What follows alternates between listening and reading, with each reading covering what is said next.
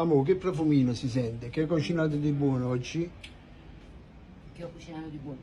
Petto di pollo e patate al forno.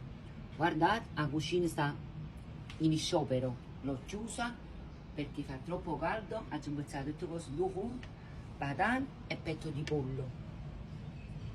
O volete fare pure voi? E piate carta e penna venite a presa a me. Oggi non vi faccio sporcare né la cucina e né vi faccio sudare perché fanno un caver esagerato. Quindi ambres mettiamo tutto nel forno, pigliate carta e penna e venite a presa a me. Irà mezzo chilo di petto di pollo, mezzo chilo di patate. Prima cosa tagliate le patate crude a metà, devono essere di questa misura, piccoline. Poi unite parmigiano, prezzemolo, paprika dolce, rosmarino, olio e un pezzettino di sale.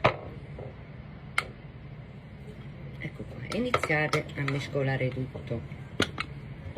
Prendete una placca da forno, un filo rouge, lo strofinate con le mani e poi prendete le patate che avete fatto in mesca francesca e le mettete a capa su, a così. Tanto per tutto sistemato in la placca. A ogni patanella ci mettete un pezzettino di burro, se non ce lo volete mettere ci mettete l'olio. Per adesso 180 gradi per 30 minuti.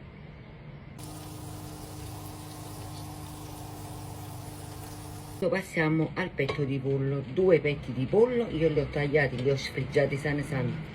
L'ho sfrigiato, guardate, ci ho fatto i quadrettini. In questa ciotola ci sta aglio, prezzemolo, parmigiano, pane grattugiato e un po' di burro fuso, 2 uova e un pezzettino di sale. Adesso mescoliamo tutto. Se mai lo vedete un po' più duro, un po' consista, ci aggiungete un altro uovo. Che facciamo il petto di pollo, prendete una placca da forno con carta da forno bagnata e strizzata.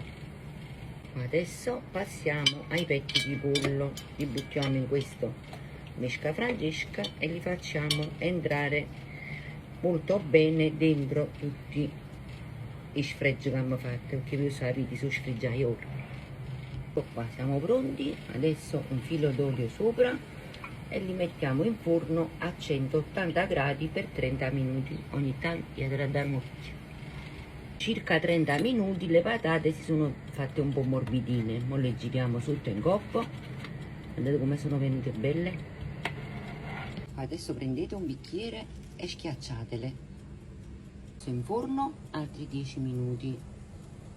E si facete pure voi questo pollo che patanella, scrivete a me nei commenti.